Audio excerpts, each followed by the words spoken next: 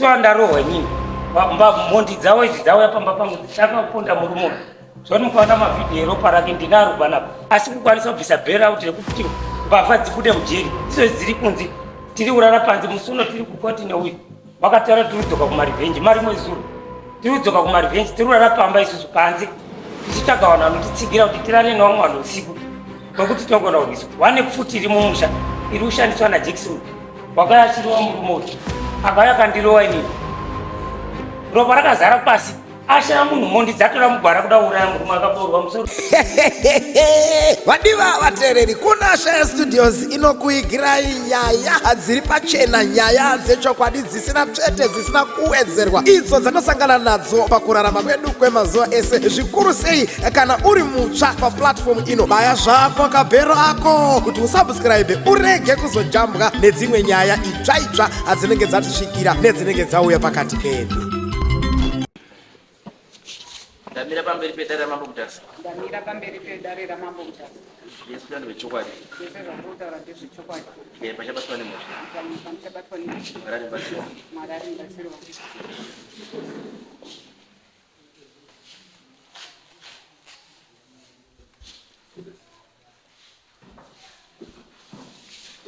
Zita rangu ndinonzi Virginia Petesenia Ngai. Pamusoro iChangamire. Dare rese rinokudzwa. Ndamira pano kutaura nenyaya yeland iri kunetsa mumusha medu Manyambai. 2015 tauya kumusha kuholiday, takasvika padanga rasekuru wangu pari kutsatsauro neumwe murume wakamamboininga, tikamubatira demo akati aiwa inini handina mhosva, ndatumwa ndimanu Maunga. Manu ndokubva aenda, tikati chiendawo mudedzi, ndokubva auya. Baba wangu namai vangu vese vakanga vari vapenyu. Iye Manu akasvika akati, Mudhara, wanga wakura zvakanaka, vamwe vezera rako vakafa nenyaya yemuganhu iwowo, unofira muganhu iwowo.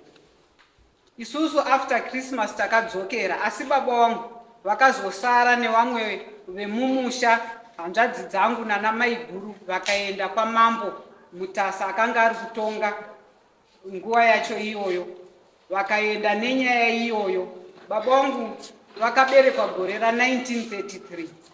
Manu Maunga akamiswa pamberi pedare ramambo Mutasa, akaudzwa kuti iwewe hauna mandate yekuti ungapikisani kana kupikwidzana nyaya yemiganho nababa wane eji yako. Iwewe Manu Maunga, sabhuku wako aripi? Panguva iyoyo sabhuku wake anga asipo, akanzi chidzokerai muende munotaure nyaya iyoyo. Nyaya iripo mambo ndeyekuti sekuru wekwamaunga ainzi Toronga ndiye akauya mumusha medu Manyambai kwakupiwa land nana sekuru wangu inini. Sekuru waya ainzi Toronga uya azofa, pakazouya mukunda wake ainzi Naume Maunga. Naume Maunga akanga ine wana wake wairi wainzi Tsitsi naAbisha. Takagara naNaume iyoyo rimwe gore, mugore ra1975-76, akanotora hanzvadzi yake ainzi Naboth, ndokubva amuallocata land. Amuallocata land, akamuallocata land kunzvimbo yababa wangu. Sabhuku vakanga varipo nguva iyoyo vakatonga kuti iwewe Naume wakatouyawo kogara panzvimbo yasekuru wako, saka hauna right yekuallocata land. Pakanga patowakwa kitchen. Inini baba wangu munhu aishanda kuHarare. Baba vangu vaishanda kuMalawi kwemakore akawanda, vachidzoka havana kusvika nekugara pamusha, wakawaka musha wavo, asi taigara kuHarare, asi tichiuya. Saka takambosvika kitchen iyoyo yapera, asi sabhuku kahemburu John Nyambayo atonga nyaya iyoyo. Kitchen iyoyo haina umbogara. Muna 2017 Manu futi takabata mumwe munhu futi amupa futi pekuti agare. 2022 muna April takasvika futi pamusha pedu, isusu mai wedu wakanga vakurwara. Kurwara kwakaita mai wedu takabva tawatora kuenda nawo kwatinoshanda. Saka tata kugara namai wedu, asi taipota tichiuya kumusha vachiona musha wavo nezvese. Takasvika zvakare Manu uyu paine umwe murume akanga abva kwaHonde, amuisa futi padanga rasekuru wangu Sageburu. tikatora munhu iyeye tikamubatira demo, ndikanotora hanzvadzi yangu iyi tikaenda tikataurira Sabhuku Nyambayo vari kuri, zvikanzi chiendai kwa Sabhuku Matendezvo. Takasvika paSabhuku Matendezvo nemurume uya akanga achiti ndinobva kwaHondi. Tasvika ipapo Sabhuku Matendezvo vakataura kuti unzai ndiro yemutete. Ini ndikati handibhadhari mutete, uyu musungwa uyu ndiye ane ruramiro yekubhadhara mutete nokuti tamuona ari munzvimbo yedu. Sabhuku Matendezvo vakatanga kutaura kuti mamuona ari kuridivi ripi iri kana kuti iri. Tikati tamuona ari uku, zvikanzi aiwa inini manu ndakanga ndamuti aendewo. Ndikati ikoko zvakare kwamuri kutaura handi kwenyu, nekuti zvakaitika mugore rakati. Sabhuku Matendezvo akati zvamakutaura izvozvo isusu tiri vana vadiki tinenge tisingazivi yato history. Tikati ndiyo history yatiri kukutaurirai. Ipapo tete wangu Gotwe mubamana baba wangu vakanga vatoripo. Ndikati ndauya nechigumisirwa chaSagebhuriji, chitaure nyaya iyoyo, muripo kuti danga nezvese zvamuri kutaura izvi ngezvani. Sabhuku Matendezvo akaita kunazwisisa.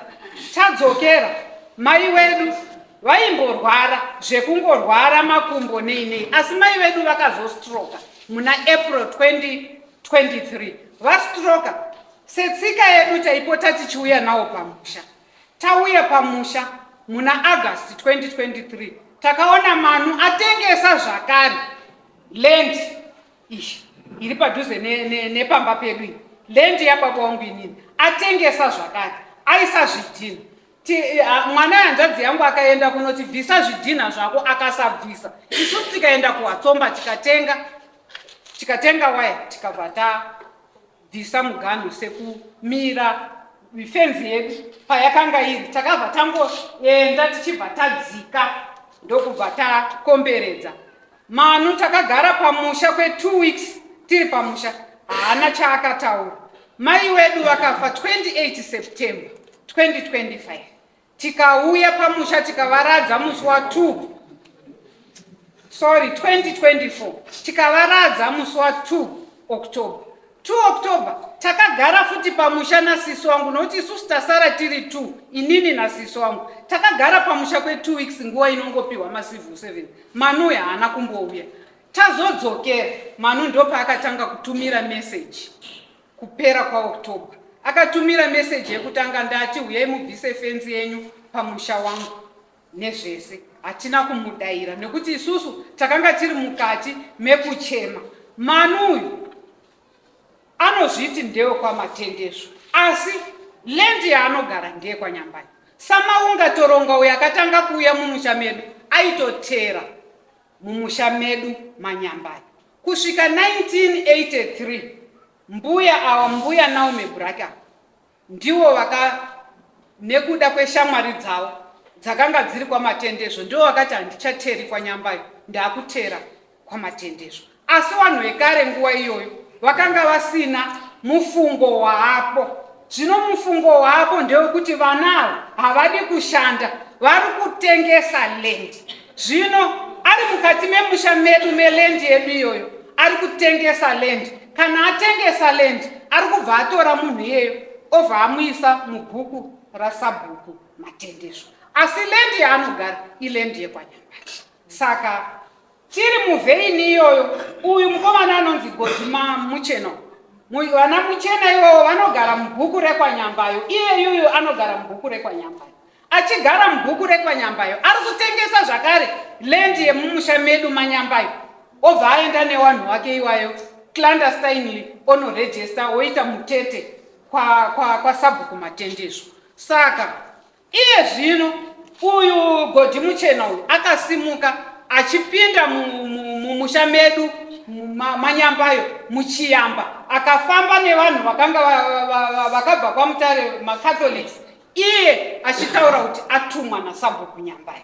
Asi inini chinondikahadza ndechekuti mumusha medu maNyambayo tine hanzvadzi dzakawanda. Ndine hanzvadzi vakuru ava nevamwe vadiki varimo mumusha medu maNyambayo. Saka tinoda kuti Mambo Changamire tauya pano kuti tizwisise kuti uyu akanga ari mutsoka dzaSabhuku Nyambayo here paakanga ari kufamba achimema mumusha medu achienda nepamusha pedu isusu kare danga redu ranga riri panze peyadhi, asi pakatanga matsotsi kuti kunoku kwane kubiwa kwemombe, baba vangu vakabva vaisa danga mukati mefenzi, vaisa danga mukati mefenzi iroro riri panze. Uyu muchena ari kutoklema kuti mune mabhikoni, okwirazve pamusha pababa mukuru wangu, pababa wangu, pababa John, otaura kuti mune mabhikoni ekwamatendezvo. Ava vanhu ava vauya, vanhu ava vauyi mumusha medu kana manu.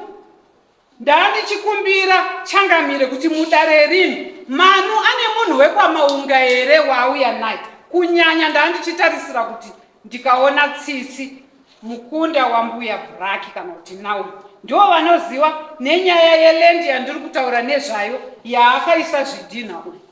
Musi wa 27 December kwakaita mhirizhonga. Kwaita mhirizhonga vanhu vazoenda kuti vanokurukure. Manu yakataura kuti ndiri kushaya kuti ndiri kurowerwei nokuti lendi yacho ndandaiita give up. Akanga aiita give up kunani nokuti kana afunga kuita give up iye akanga ari kungotitumira mameseji. Aifanirwa zvakare kutumira mameseji kwandiri inini Virginia Mpetesi nekuna sisi wangu Jenny Nyambayo kutaura kuti ndaita give up. Kana kuti dai akakwira kumusoro kuna Sabhuku Nyambayo kunotaura kuti lendi iyi ndaita give up, zveshuwa ndazoona kuti haisi yangu. Ndokutaura kwangu Changamire mudare rino.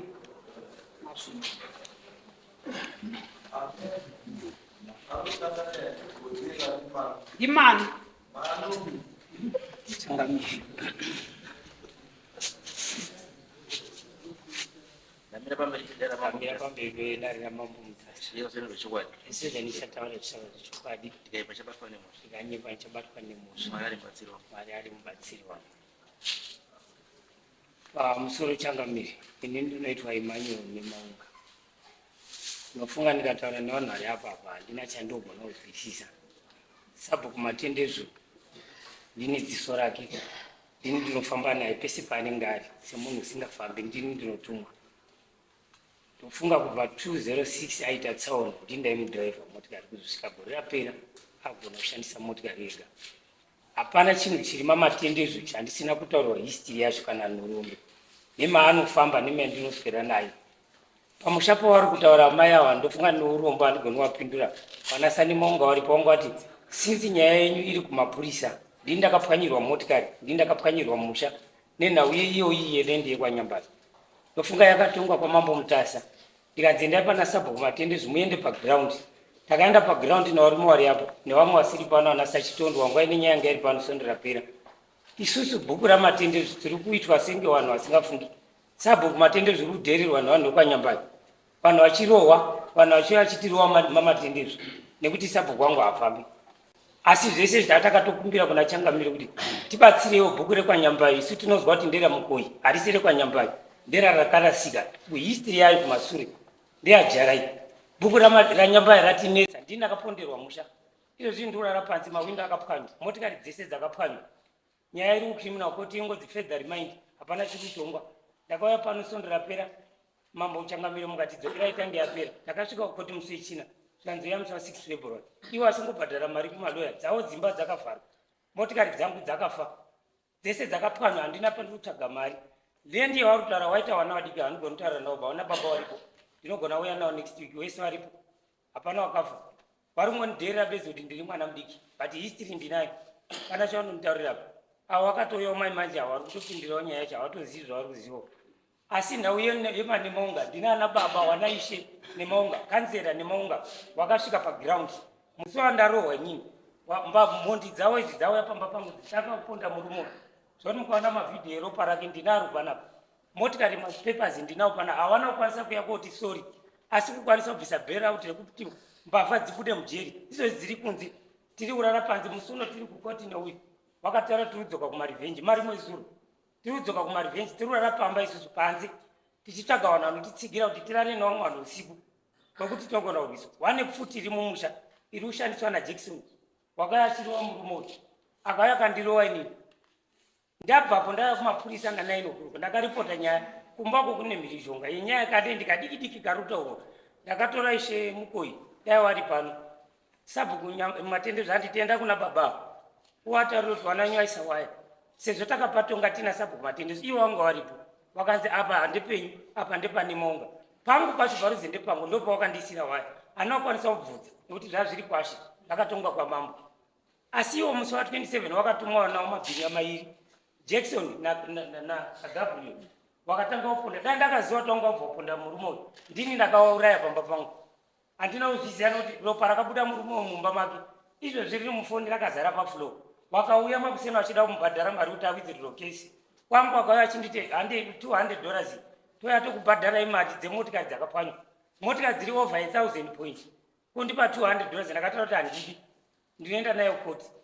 Kubva ipapo iwese varume hapana wakambokwanisa kuuya kuti sorry wana wakashaisha mumusha wakauya nepfuti yekuda kundibaya before wakauya wakada kutema sabhuku matendezvo nekuti hafambi ndindofamba naye wakatema mwana wake une demo wako semunhu usina mari haana kukwanisa kumangana une sky yedemo mabhinya awa asi tiri kunyarara mamatendezvo wekwamatambo wakarowa futi munhu wekwamatendezvo ikatongwa sondo rapera pano.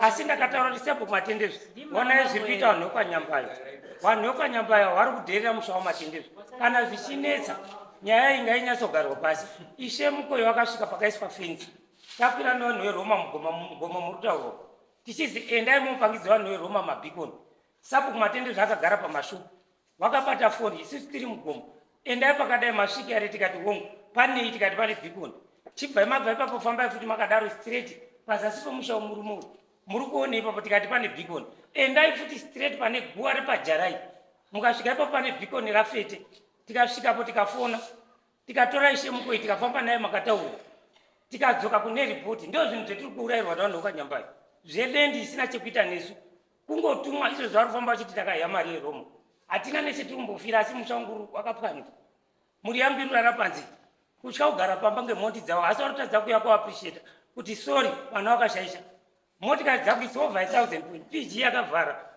odi yakapwanywa handina pekutsvagira mari asi vari kuti ndikufamba nditengesa dendi kuna ani ngauye nemapepa acho emunhu andakatengesera dendi sabhuku matendezvo nhasi watadza motika yakafa mabhureki nezuro asi anga arida kuti ayapindure nhauyi nekuti wakatomutageta warumaka ndo mazuva angu chakamberi ndingarebesa ndine hasha dzendikutogumbuka dzendikutowana warumaka nyaya dzavari kundimangarira kukoti asati dzapera musha wangu hauna uripewa motikari handina chekushandisapa vana vangu varurara panze kutya mhondi dzevanhu avo lendi yavari kutaura ina anombobvunza ndakangoti sinzi manditorera lendi mungatondiurayira kalendi kasina nebasa pa50 meters ndozavandisira v mishe mukoyi akafamba kati dongo iri nderani ndikati ndera sekuru wangu nemonge izvozvo ana sekuru ndakavataurira sondo rapera ishe beni wakati ndiripo kanzera padhine maungu akasvika incident yabva kuitika akati ndianawapwanya zvino ndikati ndowanawo iwo wangu varipo vari kutaura kanzera aripo vachida kundibraiba kuda kundipa mari kanzera akati usatambire mari iyoyo endai kukoti vari kubhadhara maloya each and every time hatina chatiri kubenefita since 27 up to date today hatina kana profit. Nhasi waunza nyaya muno mudare ini ndiri kuchema kumba uko zvinhu zvangu zvakavhandara izvo ropa remurume ndiri kutochema zvaariko asi siri zvangari murume ropa rakazara pasi ashaya munhu mondi dzatora mugwara kuda kuuraya murume akaboorwa musoro asi izvo zvese zvavasokwanisa kutibatsira vari kutoti pamberi nekutaura nyaya dzisina basa dzedendi ndinotoda sabhuku matendezvo vanasani maunga varipo musi Saturday ndoyanawo ndowatakura pikapu inozara votaura umbowo hwavari kutaura wekuti munda ndewavo topurisa judgment yekwamambo mutasa yakare topurisa judgment yaishe yasabhuku matendezvo avo vana papa varipo kuti wakatonga achiti kudini ndo nhau iripo handisi kugona kugara mutanhanga vanhu vekanyambayo vari kuti tiri kutengesa kuroma tiri kutengesa dendi hatina chetiri kuona pamusoro pedendi saka ndibatsirewo changamire ndaneta nemhondidzi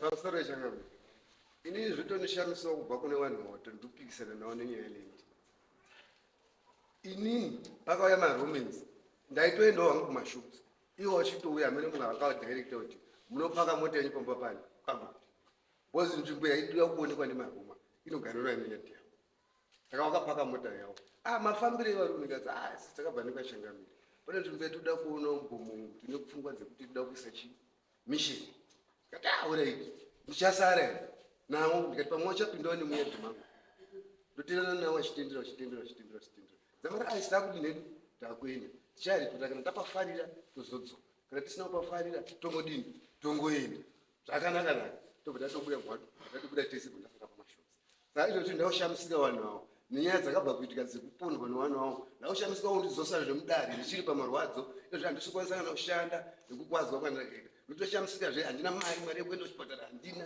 nditoshamisika uri kundisungisa zvemudare handina zvakauta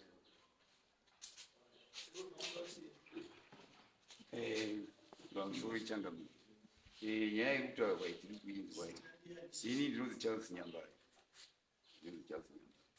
saka zviri kutaurwa izvi zveshuwa kwamambo kuchikwira majaha takaenda iri nyaya yekuti uyu manu anga aisa zvidhina pasaidhi kubuda kwaNyambari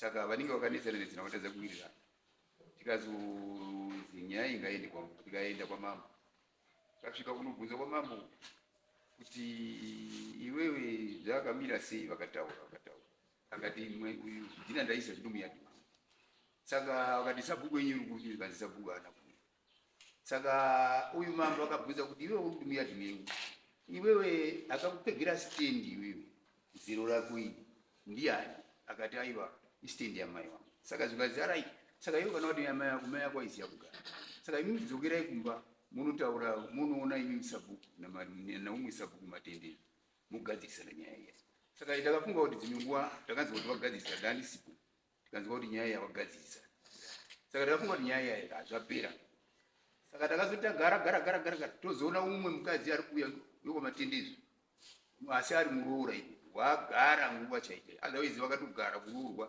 ava vachiri vadiki saka akauya iye sabhuku akataura kuti kuri kuuya vanhu veRoma vari kuda kuti vatore muchiyamba saka zvikanzi tinosangana pamba pambuya mukuru mbuya Nyambari anova ndiye mai mukuru maNyambari saka tikabva taendako tikasvika kukauya iye mukadzi iye akauya ne$10 akasvika kuti no sabhuku imimi tiri kukumbira veRoma vari kukumbira kuti vaise chechi yavo neCoventry nechikoro nechechi muchiyambo isusu tikati aiwa muchiyamba umu ndo matirifudziramo saidhi rekumabhazuva kwechiyamba takatorerwa I think tichazongoti highlight ipichana nyaya yacho yekumabhazuva kwa tikati uku kumadokera kunova ndiko kuriswa mastaging yavo ndiko taifudzira ngombe kubva tichivadiki kwazara mudzimba saka muchiyamba umu ndiko takutoona kuti ndiko ndifudzira ngombe saka aiwa kuti titi muchiyamba mazvika mukadzi uyu akati kana mukaramba isusu takatoenda kukanzu takatopedza nekanzu kwamambo takatopedza nazo saka tikati saka imi kana makapedza kwamambo nekukanzu saka muchadii chiitai proceed muite basa renyu kuti sabhuku haangarambidzi zvinhu zvabva kwamambo nekukanzu saka zvikabva zvangudini zvikabva zvangopera zvakadaro togara tozwa sabhuku akutaura zvezvikanzi vanhu vaya vari kuuya futi veRoma tisangana na12 ipo pachiyamba ipa saka musi wacho kwanga kuine uyu chikafu chaitwa chedrought relief kwabva taenda saka vakazonzi kudrought relief kuya chikafu hakuchisina chinaya mangwana saka inini ndakutodzoka matendezo anga ari mumota mano kwabva ndidaisa kuti muzukuru yapano pane karelationship karipo ukati muzukuru yapano ndokandasvika saka ndazwa kuti muri kuenda kotengesa chiyamba imimi mukangotengesa nesabhuku yenyu chiyamba mambo ari kutozviziva akatomirira nyaya yacho ndikati tinotengesa chiyamba chikuziva chatinongati tinotengesa chiyamba isusu tikatengesa chiyamba tozodini mafuro kwabva taenda kwabva tasvika veRoma waya totaura navo tikati kwete isusu takataura kare kuti hatisi kudaba nechiyamba ndo mafuro edu uyu chibva zapera chibva tazwa sabhuku akuya futi zvikanzi vanhu vaya veRoma vauya kuti svika tikazoti sabhuku muri kuita tena wanewa sei isusu takataura kakuti isusu hatisi chiyamba ichi mafuro edu saka vanongoramba vachiuya sei tikataura navo zvikanzi zvapera right tagara futi sabhuku youya futi zvikanzi vanhu vaya veRoma vari kuuya asi vari kuuya nemunhu wekuHarare mukuru wacho tikaenda time yacho vanga varipa I think maminitsi vanga vachinyora saka wouya wotaura munhu wacho mukuru wacho weRoma vakabva kuHarare saka towataura zvitakangova zvitandichikotaura mukuru wacho akati inini masoko anenge akusvikawo anosvika asisiriwo isusu tiri vanhu vechechi hatimanikidziri vanhu kuisa development yevasikana saka isusu hatichauyi zvachuzi tikafunga kuti nyaya yapera right togara ndozonzwa imwe mukutaurwa padanga uyu akaenda muchena kwabva aenda padanga imo patori nesecurity fence pasabhuku late kwabva apinda akaona kamwana kadiki karipo zvanzi aibva asvika kamwana kaya kati patizva ndiri kutsvaga muyadi menyu kwabva atendera kubva kuda vadzibhabhaisa mangwana acho kwabva asvika muroora wacho manjari kwanzi kwabva asvika akati ndinoda kutsvagawo zvandiri kutsvaga muyadhi menyu kwanzi akati atsvaga chii akati aiwa ndichazokuudzai ndadini ndachiona kwabva atendera zvanzi kwabva adzoka akati zvina ndichitsvaga ndazviona ndandi kutsvaga bhikoni ramatendezo kwanzi bhikoni muyadhi muno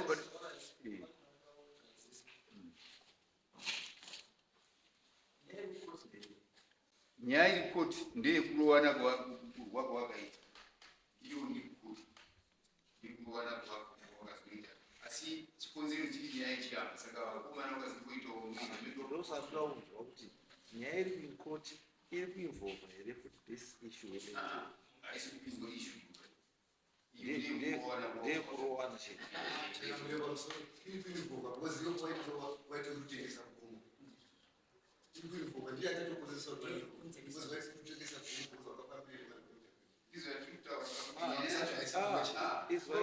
izwai chatiri takatera ndechekuti kana ichiri before the courts isati yapera hatikwanisi kuitonga kuti tikwanisa tofanira kumirira koti ipedze iri koti kana yapedza youya muno kana koti yairi fair iyo nyaya iri kukubheki kuya muno toibata nyaya because hapana element yasouth pane element yechii zvakawanda zvirapa hazvinei nesumanyi zviri kucriminal asi zvotipa major state asi koti hakuna nyaya yakamangura kutengesa nyaya yakamangura kwekoti asikuti right saka yekutengesa land even yangu yekutengesa land yacho yekutengesa land ifraud yes yekutengesa land yega ifraud it's a criminal offense because unenge wadefrauda hurumende because all land is state land saka ukatengesa land and it's proven kuti watengesa land it's a criminal offense and it's a criminal offense inomangarwa futi kumapurisa oita futi investigation yekuona kuti zveshuwa land yatengeswa here if it is proved kuti zveshuwa land wakatengesa une kesi yechi yefraud land barons yes ndio maland barons autaura zvatisuda maland barons then chimwe chananda kucorrecta futi ndazakapanoona takabva kwamambo takabva kanzo takabva kupolisi right ichi inoitika ndeyekuti pakauya investor area anouya kuzvoexplaina kuti mambo ndoda kuya kuno ndoda kuaka chikoro ndoda kuapa ndoda kuaka chipatara ndoda kuaka chechi nechii isusu hatirambi zvinhu izvo because ndiyo development yatiri kuda munhu akaya chinoda kuaka clinic ndoda kuaka whatever zvinobatsira chii nharaunda ndio chatoti development and handina pandinopa inini because handiallocate land munoita ndizisa mukaenda kutraditional leaders act inokutaurira section 26 it is the duty of the village head to receive and accept new applications for settlement in his area meaning kuti harisi basa ramambo and harisi basa raishe futi rokupa land munhu ane jurisdiction when it comes nyaya land allocation sabhuku asi sabhuku anozoripota upwards uku anoripota kuward assembly handiti yozosvika kwandiri asi chekutanga munhu anotanga asvika kuti kwandiri ndochiti chidzika pasi apa sabhuku tine investor yakati kanzuro tina investor wakati ada kuaka chipatara nechikoro do you have land yekuti munhu iyo aite sei aite investment yake and tatopa information kukanzuro kumasabhuku nemadzishedo kuti madzishedo has this investor anditi ane land kuarea kwake yethis development ngabati vanhu then development yopinda muarea mani make handi impose on anyone no ndipadoti paite clear ipapo kuti mukazwa munhu akuti kuna mambo tatopa yes anenge abva kuya kunosuma kuti mambo tine investment yakati yatauyawo nayo area main saka tiri kutsvagawo land yekuti tiite this investment then ini changu kutaurira vakomana vari pasi pangu kuti vakomana there's this investor ane land iri available for this bata investor kati kanzuro there's this investor ndira investor ini pangu ndatoita sei ndatopedza asi zvekuti manje masvika pasi apa makunogurirana land nekutorana land nechii zvese hazvisinei kana zvakuya kwandiri manje yakuya yamhosva senge zvamunotaura kuti land yenyu yakudii iri kutorwa handiti apa it now depends kuti land yamunotaura kuti ndeyenyu zveshwa kana kuti it's vacant land. It must be known kuti land yamunotaura nezvayo yamuri kuzvipa authority kutaura kuti hatisuda investment ndeyenyu here kana kuti estate land. Is why estate saka state land you cannot go to court to defend state land. State inozvidefenda yega. Kana state isingadi neland yayo papiwa mareasons state inoramba, but imi mamukwanisi manje kuchamirira manje on behalf of the state no. As dai kuzi land yamunotaura nezvayo iland yenyu imimi which is private property yamuri kuti private property kuti hakutorerwa nasabhuku achiita zvinhu zvake without our consent, because kana akutopinda muarea menyu sabhuku mune ndinozi imimi akuda consent from you, but kana land isiri yenyu iri yestate, state ndiyo inodetermine develop investment ndiyo iitwa here kana kuti kwete. Zvakafanana kuti zvatiutaura kuti pada kwakwadhemu state ndiyo inotodecide kuti meso arapa 15 families ngadzigaba dziswe pakati apa dhemu ruwa because rine economic value attached chinokwanisa kusimudzira nzvimbo iyoyo. So ndosati kuti pamunotaura ipapo handisi ndosaka pachinzi panozoitwa chinhu chinonzi all stakeholders meeting investor asati atanga chete basi kuti munhu ane zvinyuto nezvekutaura about the area yaallokatwa for that investment anopiwa mukana ipapo wekutaura kuti isu tatofunga kuti apa paitiba because of all those concerns are noted before a decision is made. And saka imimi zvamunoita manje munonyora tsamba kukanzuru moti kanzuru tine vanhu wakati wakauya kuarea kwedu wakapiwa nzvimbo nasabhuku yekuti wavake chikoro nechipatara nechechi, asi isusu as villagers we feel that this area haikwanisi kudaro because it's reserved for grazing area. And kana madaro kanzuro yochita sei yotora investor inouya paground yodaidzira all stakeholders meeting then nyaya yoita sei yobva yatopedzwa ipa ndiona nyaya iyi chakavenyeka ndakaindokaazirokatiipea kwati atini mapepa acho takaindisa nemap yepani pachipo takaiindisa kati, asi nyaya yacho kuno kutanga yanga yatonzwa kuno tisati taindisa mapepa, saka mapepa takatoaindisa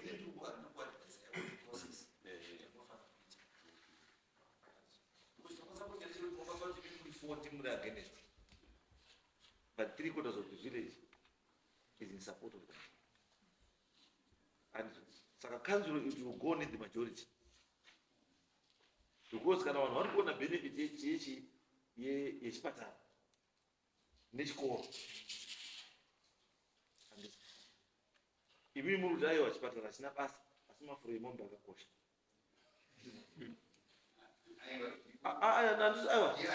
Tiri kuti iyi argument yani yenyu, those are the arguments that you put across and kuti isusu tiri kuti chino because and then zvovaluwa zvimwe zvoonekwa kuti zvamunotaura izvezvi chiri important ndechipi and then state yochitaura kuti ano go ahead kana stop.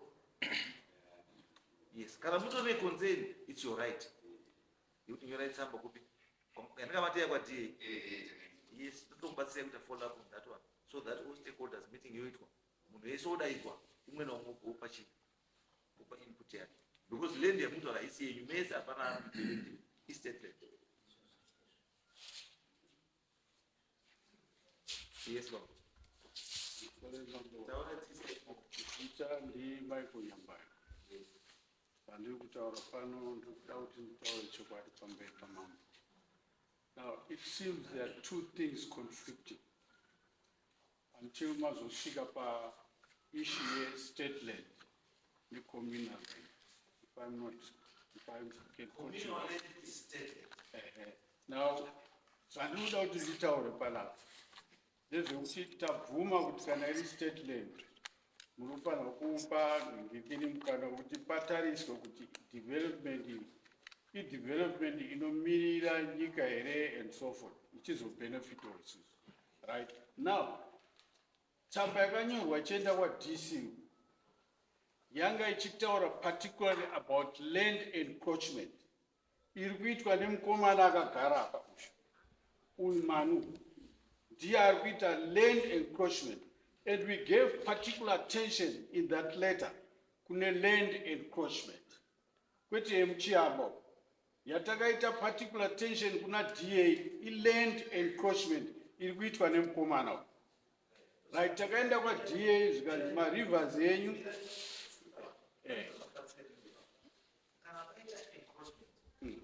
it means kuti pana owner.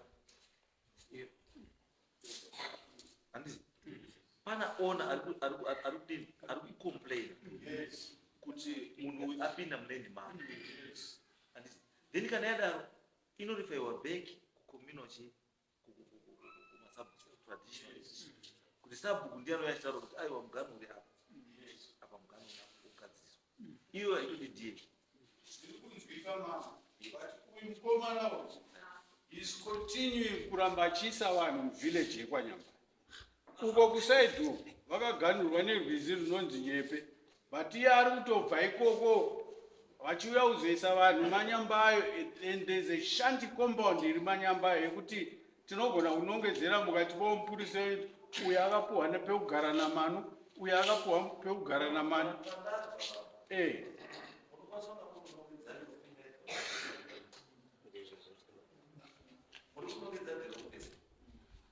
Because kuzwa kwandaita ini uyu ati zvese zvaari kuita rotumwa namatendezvi. Saka munhu wamunofanira kunga muudza mudare munomu ndisabhuku matendezvi because uyu haane authority yokugarisa munhu muvillage. Authority yaari kushandisa yekupa munhu pekugara muvillage ndeiyi yasabu. That was my next question. Iwewe zvauri kufamba uchitadza pane authority yacho uri kupiwa nani? That was my next question yandanoda kuti ndimupe. Saka I accept zvamuri kutaura mambo kuti munhu wamunofanira kunge muchiconfronta naye head on ndisabhuku matendezi.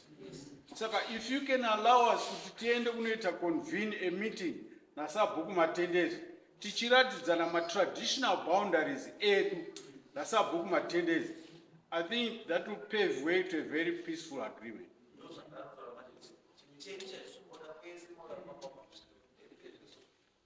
Because some of these offices are not they are political offices and they will keep political decisions.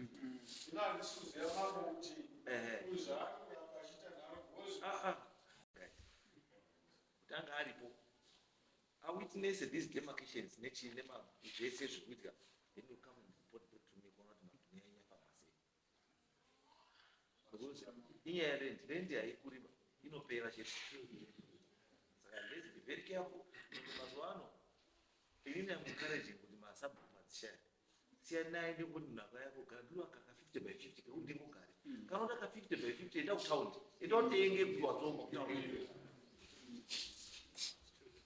Tinoda vanhu kuzeva vari kuunza chii development.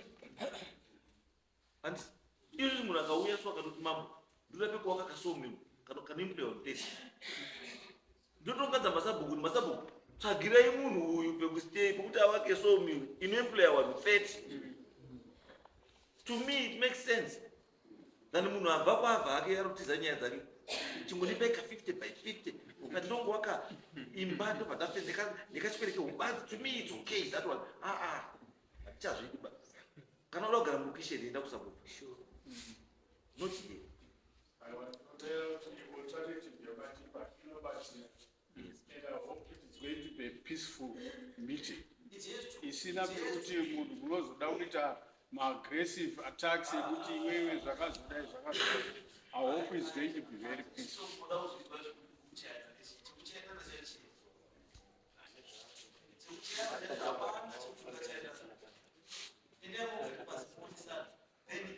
If possible, engage also in this Catholic church. Mwine a positive mind. Kana mutore ma-adjustments emunokwaza kuti Catholic maona asi susu you're feeling with this area iyi.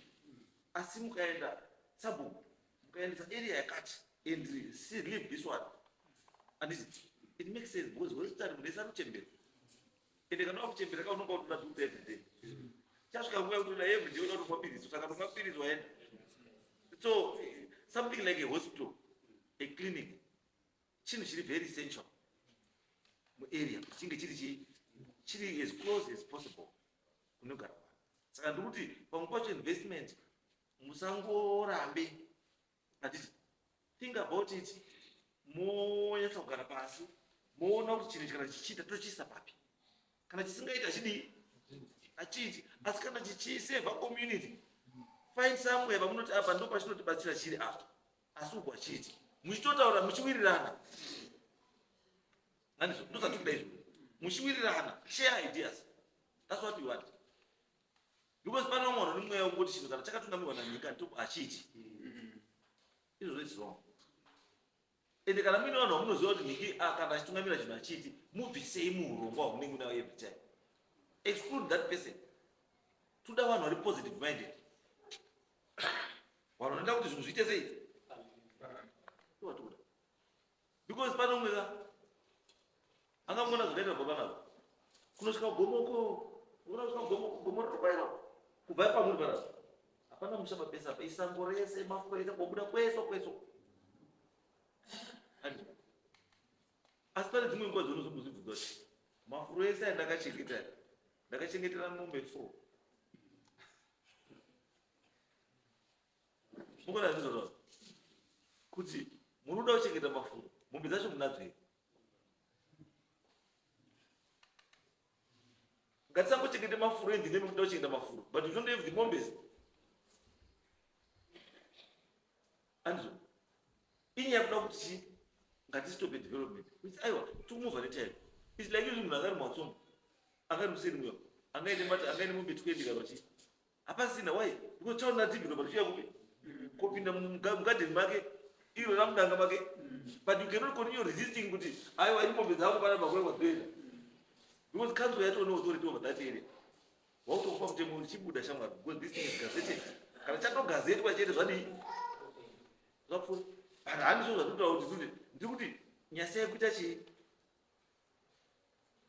masvika garai pasi mwesa kuona zvamuri kuda chaizvo itai zvamuri kuda chaizvo musingafoswi ba. Don't be forced kuita zvamusingadi zvamusingadi. But in doing that, be very critical in your thinking. Positive G. And this is why be very positive minded.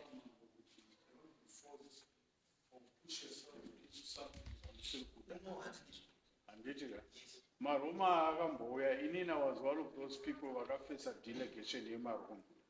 Ndikataura kuti mimi vanhu mimi don't come with that Christian mind kuti tauya isusu semakristu toda kudeveloperai chechi chichi, then 10-15 years down the line motanga kubuditsa chi matitle deeds ekuti this place is all ours, everybody out. Izvozvo ndo zvatisiri kuda. I told them open. Ndakavaudza ini ndikati if you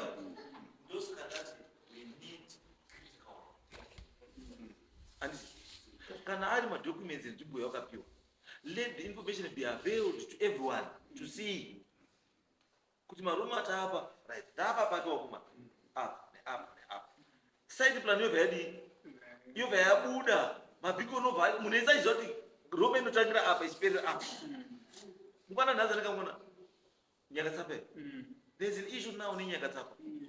Why? Because masabhuku ese sabhuku mhandu sabhuku ane mapunike sabhuku ane nyakatsapa kudzunga chii wese waya waruzi wese wari mission vanhu vakutodzingwa akamona waruzi wari mission. And if you look at it now izvo wari mission saka tiri kuita sei nedevelopment levy nechii zvese zvehurumende zvikaza kuti you don't collect development levy muri muno.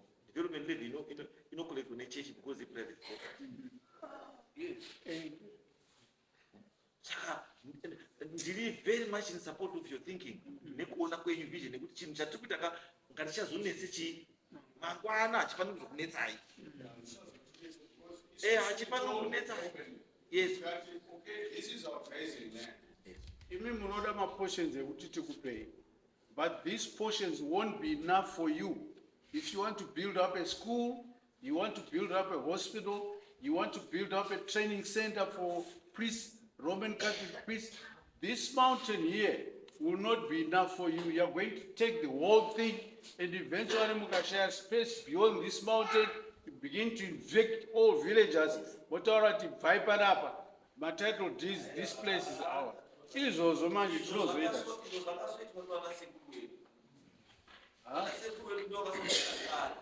Why? Because one, the land was available.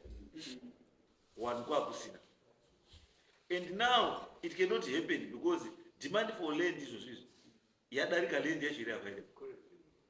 Saka zvichakwanisa kuitika paizvo. Saka kuti mission inonzi at one time do you know kuti St. James mission irapa yaikwira naZogoro river kunosvika kudziva remachina yobva yabata gumwe renyarusumbu yobva yabata gumwe yobva yakwira nemakomwesa yobva yadaiso yobva yaenda kubata gumwe yobva yakati kudai yanga iri mission yese ndeye St. James mission. Anditi asi pakawanda vanhu pochiza hazvichadini hazvichaiti mission chibva uko mabva pakashikoma kudzika murwizi mamadzika panosangana zunguro nanyapande mamakwira futa mamasvika pabridge razungura ndo mapenya because vanhu vadini hazvichaiti. Now, so far we closed up this discussion. No, we do not accept your request. No, Because-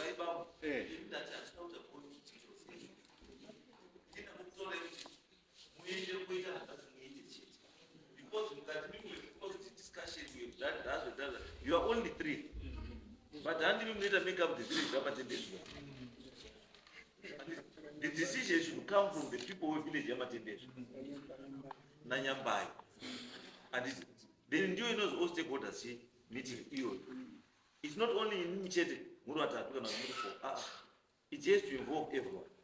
Munwese opati, munwese opa mafungiro ani. Are we saying we should allow the Roman Catholics to come back?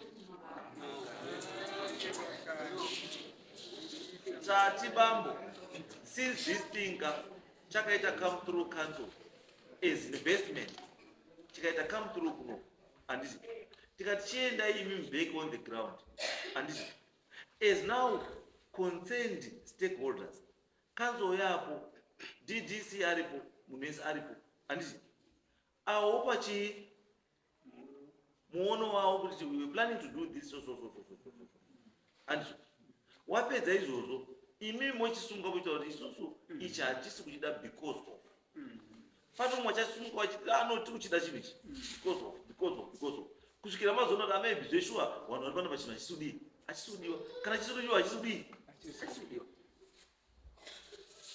akangona ndozvatataura kuti chiendai back monochigara pasi mapa final decision to this thing. The fact that waramba uchidzoka it means kuti this case is not closed. Akangona yanduzwa. The fact that hata aenda chazoki as next week odi wodzoka futi. It means the case is not closed. Close it once and for all. Those are the two right. The new chain is go back. Ndosatataura kuti ishe mukoya anenge aripo imi vanhu vese muripo, ndichatuma mukomana wangu anenge aripo, then vanhu vouya kuground voona the area zvese zviripo zvamutaura, then yozodaidzirwa chii the meeting. Yes. Pamusoro ichangamira, inini ndiri kukumbirawo kubvunza kuti sabhuku kana achipa vanhu musha wekugara kana kuti pekugara vanozviita vari vangani kuti paite registration yemunhu mubhuku?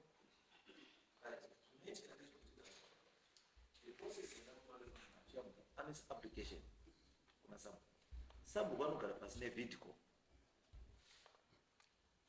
and wotaura kune application yakaya munhu wakadai handiti then oshuirana kuti paripo here pekupa kubhuruka kana kuti apapo handiti pakanzi paripo handiti sabhuku vanofanira kuchisumuka woenda kuward assembly. Ward assembly iri chaired nani naishe wosvikataura kuti area kwangu ndine maapplications for settlement muarea mangu ndina 15 ningina wobvunzwa nachairman kuti zvino unapo here zvekuti vanhu vava vagare, iye uti ndinawo, wozi papi nepapi, kuti vati pakati nepakati nepakati nepakati.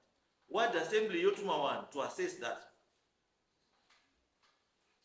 and yozodzoka kuward assembly yozi shamwari paunga wetaura paya kwa 10 oda pekugara wekuuna kuti 2. The reason why tarambidza mwangu wese is because 1 kumwe kwacho kumanyuko, 2 imwe yacho grazing area, 3 imwe yacho nzvimbo inoera, imwe yacho zvatodini. That's the process inofanira kuitwa, that's the process. Asi tiri wani nekujairira zviri wrong tozafungwa kuti zviri right. Sabhuku vanofanira ndikangopa zvandapa ndizvo, but it's not right. Handizvo zvinotaura mutemo.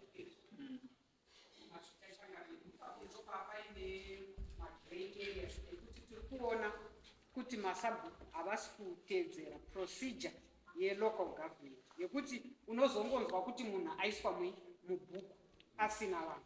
Uyezve inini Mukunda Nyangai ndikauya kuno ndikapiwa lendi yekugara kuno, zvakutaura kuti inini ndinobhadhara mutero kuno, endi lendi iyoyo inoramba iri yasabhuku wekuno. Handina pandinokwanisa kumuka mangwana ndakuti inini ndini muridzwei wenharaunda kana kuti territory iwe. Ndiwo mamwe maissues atinawo panana Samuchena, kuti vakauya mubhuku medu vakagara mubhuku medu, asi nhasi vakufamba vachizviita masabhuku, vachitora lendi vachitengesa. Kana vadaro vari kubva vatora vanhu vaya vaya, havachaisi mutete kwasabhuku Nyamba, vakuenda kune umwe sabhuku. Izvozvo zviri kuitika pagiraundi mambo wangu. Saka tiri kuti nyaya iripo inogona kuita kungafanika yechiyanga, asi pane zvinhu zviri kuitika. Vanhu ava mambo Changamire vanofamba vachitaura zita renyu mumasekozi asiriwo, vachitaura kuti mambo takatomunama kare, takatomunama Changamire. Tiri kutaura, ndini tiri kutaura.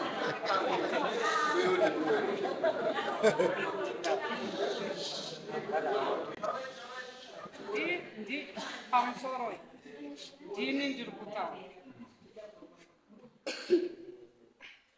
Vanofamba vachitaura your name is being circulated muma-wrong circle nevanhu ava. Asi ukatarisa so zvatiri panapa kuti Muchena uyu nezvaari izvozvizvi kuti angauya achinama mama, unoona kana uri munhu any thinking person unoona kuti this is wrong. Asi vanenge vachitaura izvozvo mumasekozi avo, vachitaura izvozvo papublic kuti mambo takatomunama. Handizvo zvamataura zveprocedure inoitwa zvese ndiri kuzvinzwisisa, asi vanhu ava vari kutora vanhu. Uyu Muchena uyu titori nemaissues ekuti iye zvinezvi kufamba kwaari kuita nana matendezvo, mangwana achamuka akuti inini ndaakuteerera kwamatendezvo. Ndizvo here mambo Changamire? Ndiwo mutemo wenyika here? Nokuti kunyangwe tikatarisa nyika dzichitongwa, Germany yakambotorawo Alsace naLorraine kubva kuFrance, asi after 48 years tinonzwa kuti Alsace naLorraine zvakanga zviri zveGermany, zvakanga zviri zveFrance. asi zvakambotorwa negermany zvakadzorerwa kufrance nokuti pakanga pazogarwa maboundaries oonekwa kuti maboundary ngeani. Uyu maunga uyu haasi mumaunga bavo, vanhu vekwamaunga kana varipo ngavauyu, uyu ngaaende anorwe lendi kumusha kwake, kwete mumusha mamaunga. Kana ari kunorwa kumusha kwamaunga oenda kumaunga kupurazi onorwa, kwete kurwa lendi yemanyambani. Kutaura kwangu Changani mazvita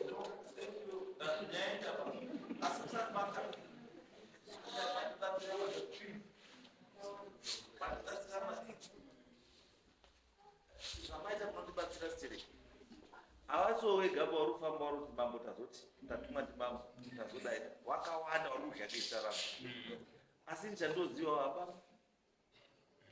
ndingakudzai kuti mari rihiwa nemasabhuku yakadarika mari yedu kugarira para nemadzisha kana mari vari kuchaja mumatara yavo yakadarika yavo asi zvazvakanaka kuti mukazwa munhu ati ndanama mama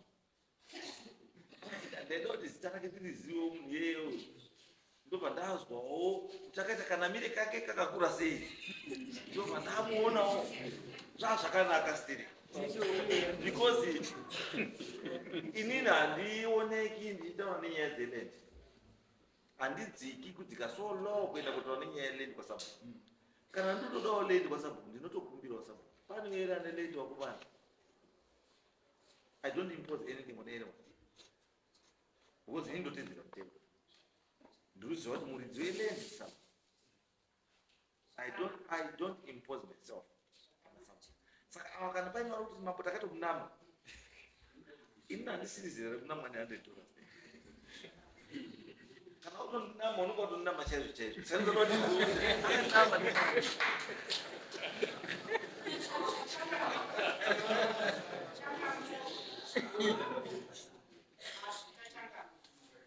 inini kungoti ndairwarirwa for a long time namai wangu.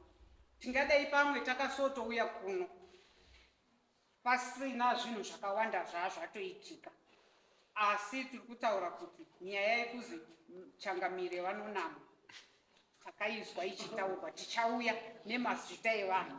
Pamusoro pezvo imimi Changamire ndimi munoita oversee masabhuku.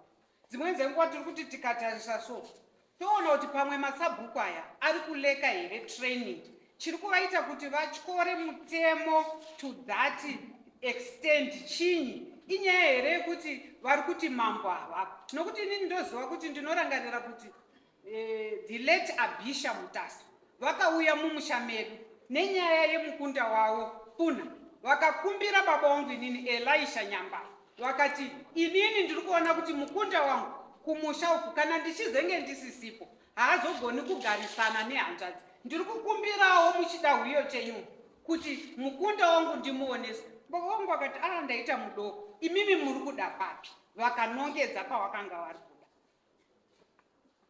Muzvare iyeye Puna akabhadhara mutero kuna sabhuku Elisha Nyambayo, akabhadhara mutero kuna sabhuku Jackson Nyambayo, my father, my late father. Asi nhasi unowu all of a sudden zvinhu zvinongomuka zvakadini zvakachinja.